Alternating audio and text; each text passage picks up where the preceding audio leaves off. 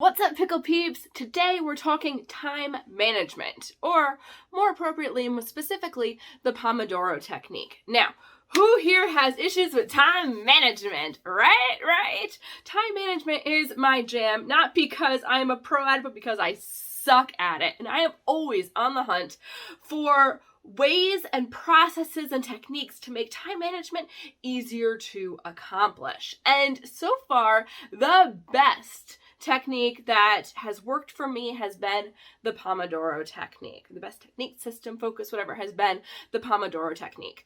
And that is exactly what we're going to get into today, is how to get started with Pomodoro and using it in your day-to-day business.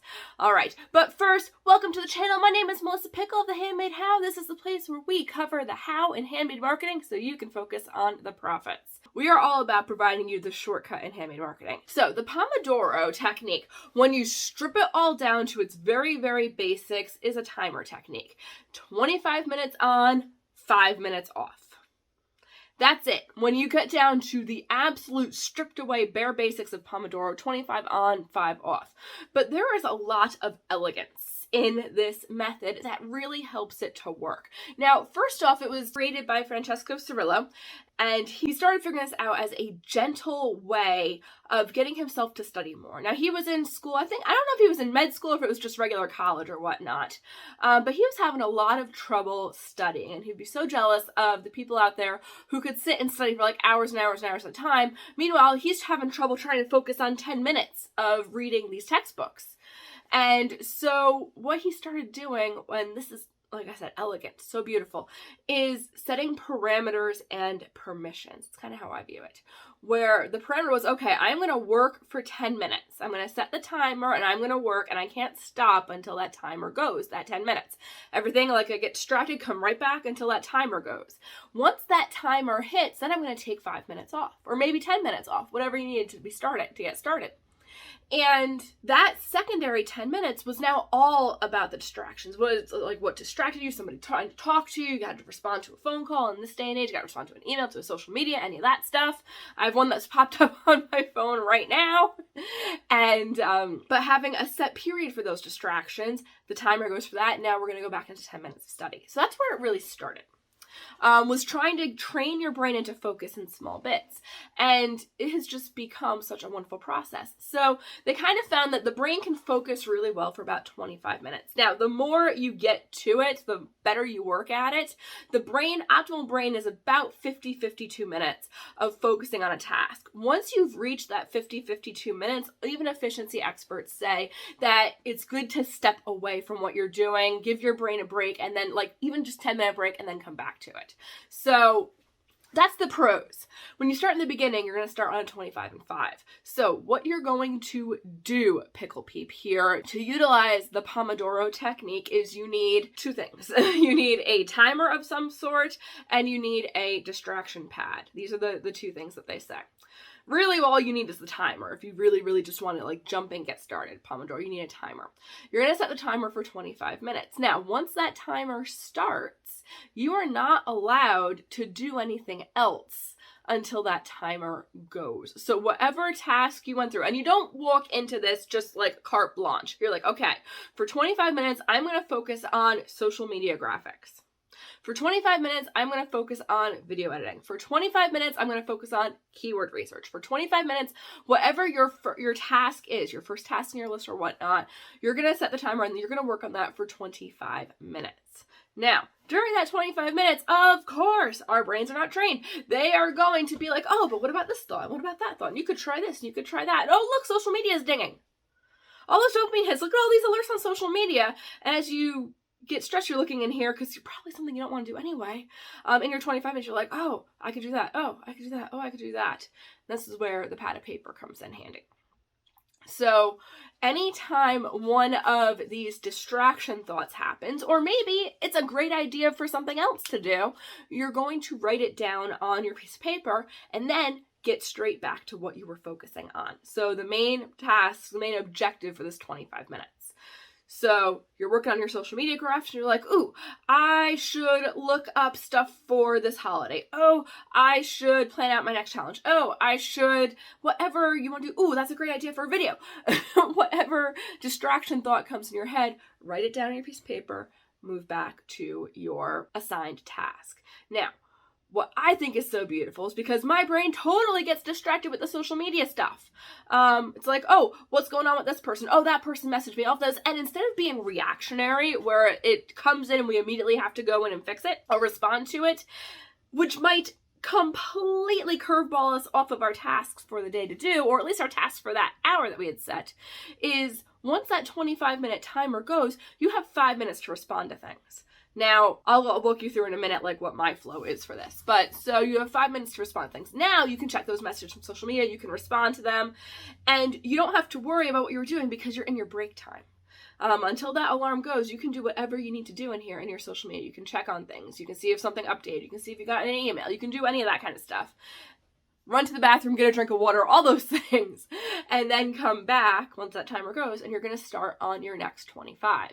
Your next, I call them POMs, because Pomodoro is a long word to say, even though I study Italian, so I call them POMs when I break out. I have POM 1, POM 2, POM 3, and I list them out in my journal. I track what I accomplish in each of the POMs. So that is what it is. It's a 25 and 5 method. And if you're someone who is easily distracted, it's beautiful, it's elegant, and it's gentle on your brain because you know you can keep focusing on what you're doing because you know you have a distraction window coming up.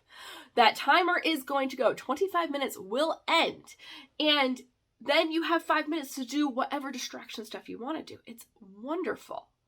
At least my brain thinks so. And then you can get back to another 25. Now, questions that come up before I come in on how I use it and my flow.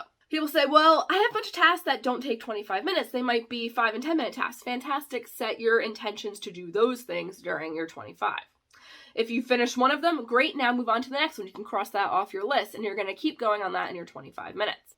That's number one. Number two, you have tasks that are going to take way longer than 25 minutes. No problem. You're going to do your 25 minutes, take your 5-minute break. Now you're going to come back to that same task and you're going to keep working that task until it's done in 25-minute intervals. Then you might say, well, the other one's like, oh, but I'm doing this task and I only have 1 or 2 minutes left and then it's done. If you are on the finishing parts of that task and your timer goes, yes, you do have my permission, turn your timer off, finish the 1 to 2 minutes of that task, but only if it's really short, and then take your 5-minute break.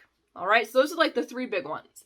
Now, a lot of people will say, do you run your whole day in Pomodoros? No, because you do need to give your brain these break and breathing moments. So the ideal is to run 4 or 8 POMs in a row. So you would do your 25s and 5s. 25 and 5 is 1 POM. Technically, it's 30 minutes. So you would run about 4 POMs, which is 2 hours, and then you're going to take a slightly longer break. Take a 15, take a half an hour, whatever. This might sound similar to at work, where you're at most retail jobs and whatnot, where you get 15-minute break periods. So same thing. You're going to give yourself a bigger break. You're going to go, so that's 4 POMs. If you run 8 POMs, which is, you figure 4 hours of work, now you're going to take a substantial break. You're going to take a half an hour to an hour off. If you are working 8-hour days or 9-hour days in your business, then that might be your morning POMs, your morning 6 to 8, and then you take your lunch break, and then you have your afternoon 6 to 8, or however you're working. I think the max I've ever done in one day is I think my max that I've done is 17 POMs, but it was an intense heavy duty work day and whatnot. But this way you're broken up and you are giving yourself kind of those self-care breaks. All right, so that is how it all works. Now you want to know my method for it. So first rule that I set is it does not need to be top of the hour to start a POM. As your brain is looking for distractions and excuses to not get into deep focused work, my brain will say, well, I want to start it on the top of the hour, the bottom of the hour, a 15 interval. And I have to tell myself constantly, no, it doesn't matter. That's why we have the timer. We don't need to look at the clock because we have the timer going. So I can start it at whatever minute it is in the hour, it doesn't matter. So that's rule number 1 for me, is we're just turning on the timer and we're going. Once my timer is done, and honestly, I get people all the time who want to interrupt me, I hold up the timer, it's I can talk to you in 15 minutes. Unless it is an emergency, it can wait for 15 minutes and then I finish this task and I can talk to you and whatnot. And that might mean a longer 5-minute break, but I try not to. So when I get to my 5-minute breaks, the first thing that I do when that timer goes and I set my new timer for 5 minutes is I personally like to write down what I accomplished in there. So like one of the things to me that just drives me crazy, maybe it does you too, Pickle Peep, is when I get to the end of the day and I think back, it's like, oh, I didn't accomplish what I wanted to get done. Oh, what the hell did I do all day? Like there were hours, the hours were spent. What was I doing with them that I feel so unaccomplished? That doesn't happen when I record what I'm doing. So kind of similar to a time study, like those are insane. Those are like every 10 minutes, writing down what you did. But in this case, I have my 25-minute blocks. I'm not putting in saying at 9 o'clock I did this during the day, unless it's meetings, but I'll put in there, it's like, okay, I had POM 1, I accomplished this task. Now POM 2, I accomplished this task. And I'll be able to see and track, A, how many POMs it takes me to do something. So when you are planning out your time management in the future, if the next time you have to do a project like this, you know how long it takes.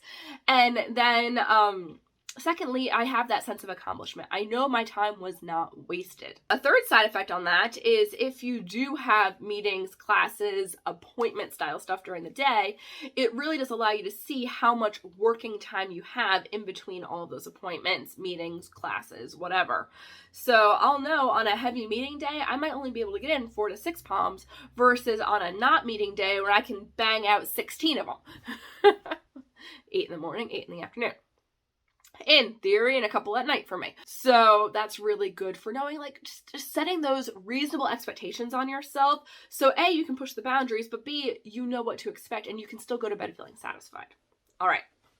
So when my bell rings at the end of a POM, first thing I do, write down the stuff that I did. Second thing I do is take a movement break. So for me personally, that usually means I stand up and I do squats because I've been sitting at a desk during all of these POMs and it's so bad for you. So I want to get up, I want to do a movement. So I might do 20 squats. I might do 16 lunges. Would be 15 because I don't want to do it odd. I might do 20 push-ups. I might do, those are pretty much the things that I run through. On one of my bigger breaks, I might do an office yoga workout, like a quick 10-minute yoga or something like that, just to keep me moving, to keep the blood flowing, because that's going to be good for your brain too. After I do my workout, it's either like bathroom time or refill the drink time or grab a snack time. So any of those things.